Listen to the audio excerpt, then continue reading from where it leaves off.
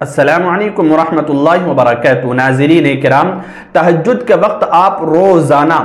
ایک تسبیح یا اس طرح سے پڑھ لیا کریں جیسے میں آپ کو بتا رہا ہوں۔ فائدہ یہ ہوگا کہ بڑی بڑی حاجتیں، چاہے آپ کی دنیاوی ہوں یا آپ کی خود اپنی ذاتی ہوں یا آپ کے گھر والوں کی ہوں یا آپ کے دوستوں کی ہوں یا آخرت کی کوئی حاجت ہو، کوئی بھی طلب ہو جو چاہتے ہوں کہ وہ پوری ہو جائے، وہ حاجت جلد از جلد مکمل ہو جائے اور وہ امید میری پوری ہو جائے، تو آپ اس تسبیح کو روزانہ پڑھ لیا کریں۔ تہجد کے وقت میں اللہ تعالی عرش عظیم سے آپ کے لیے فیصلے کرے گا اور آپ کی بڑی سے بڑی حاجت کو، چاہے وہ کیسی بھی ہو، چاہے انفرادی ہو یا اجتماعی ہو، اللہ رب العزت اس کو ضرور پورا فرما دے گا۔ وہ عمل کیا ہے میں آپ کو پورا عمل بتلاؤں گا، توجہ کے ساتھ سنتے رہیے تاکہ آپ اچھی طرح سے یہ عمل سیکھ جائیں اور اسی طرح سے عمل کریں جس طرح میں آپ کو بتا رہا ہوں۔ وہ تسبیح بھی بتاؤں گا، مکمل طریقہ آپ سنیے۔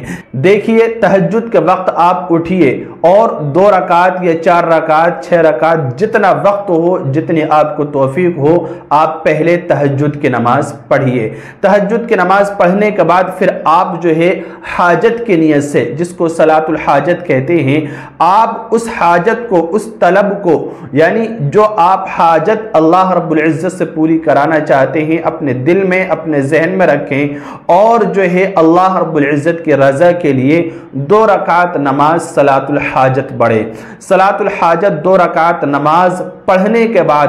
پھر آپ جب سلام پھیر دیں، اور اس میں بہتر ہے کہ آپ جو ہے پہلی رکعت میں قل یا ایھا الکافرون 3 مرتبہ پڑھیں اور دوسری رکعت میں قل ھو اللہ احد یہ 3 مرتبہ پڑھیں۔ اس طرح سے آپ صلاۃ الحاجت 2 رکعت پڑھیں۔ جب آپ سلام پھیر دیں 2 رکعت صلاۃ الحاجت پڑھنے کے بعد پھر جو ہے سب سے پہلے آپ 3 مرتبہ تیسرا کلمہ پڑھیں، سبحان اللہ والحمد للہ ولا الہ الا اللہ واللہ اکبر ولا حول ولا قوت الا باللہ العلی العظیم۔ اس کلمے کو آپ 3 مرتبہ پڑھیں سلام پھیرنے کے بعد۔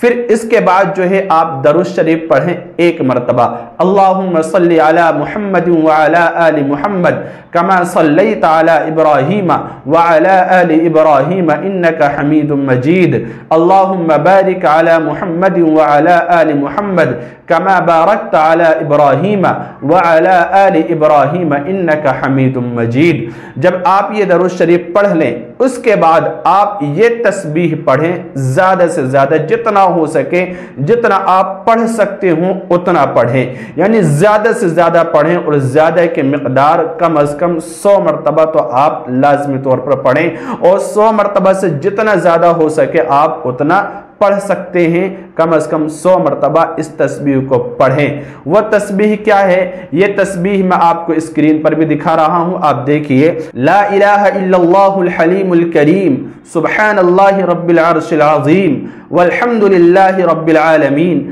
اسألک موجبات رحمتک وعزائم مغفرتک والغنیمت من کل بر والسلامت من کل اسم لا تدع لی ذنبا الا غفرتہ ولا ہما الا فرجتہ ولا حاجتا ہی لک رضا الا قضیتہا یا ارحم الراحمین۔ یہ تسبیح، یہ دعا آپ زیادہ سے زیادہ پڑھیں، جتنا ہو سکے کم از کم 100 مرتبہ اس کو پڑھیں۔ پھر جو ہے آپ اللہ رب العزت سے دعا مانگیں، آپ اپنی زبان میں جو بھی حاجت ہے اللہ رب العزت سے مانگیں، اللہ تعالی آپ کی حاجت کو پورا فرما دے گا۔ دیکھیے اس تسبیح کا ترجمہ کیا ہے یہ بھی سنتے جائیے۔ اللہ کے سوا کوئی معبود نہیں، وہ بردبار اور بزرگ والا ہے، سبحان اللہ رب العرش العظیم،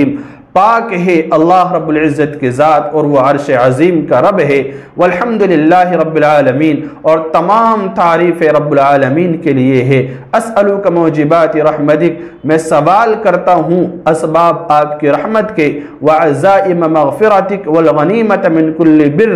اور سامان آپ کی بخشش کے اور حصہ ہر نیکی سے، اور والسلامت من کل اسم، اور ہر گناہ سے نہ چھوڑیے میرا کوئی گناہ، لا تدع لی ذنبا الا غفرتا، مگر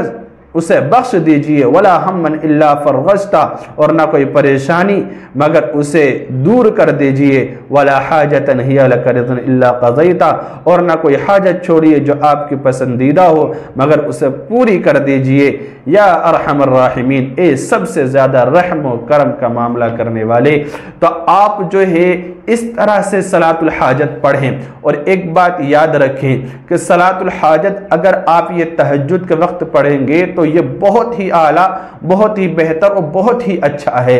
ورنہ تو اگر تہجد میں اٹھنا یا کسی وجہ سے آپ کے لیے پڑھنا مشکل ہو تو پھر کسی بھی وقت آپ اس کو پڑھ سکتے ہیں۔ آپ یہ یاد رکھیں کہ مکروہ وقت نہ ہو، یعنی سورج نکلنے کا وقت نہ ہو، بیچوں بیچ میں جو زوال کا وقت ہوتا ہے وہ نہ ہو، اور سورج غروب ہونے کا وقت نہ ہو۔ ان تین وقت کو چھوڑ کے آپ کسی بھی وقت اس نماز کو پڑھ سکتے ہیں، اور یہ تسبیح آپ پڑھیے، اپنی زندگی کا معمول بنائیے، انشاءاللہ اللہ رب العزت آپ کی بڑی بڑی حاجتیں فوراً پورا فرما دے گا، کیونکہ نبی علیہ السلام کا یہ بتلایا ہوا عمل ہے۔ حدیث شریف سے یہ بات ثابت ہے، عمل کیجئے اور بڑی سے بڑی مراد اور بڑی سے بڑی حاجت اللہ رب العزت سے پوری کرائیے۔ اللہ تعالی عمل کی توفیق دے۔ السلام علیکم ورحمۃ اللہ وبرکاتہ۔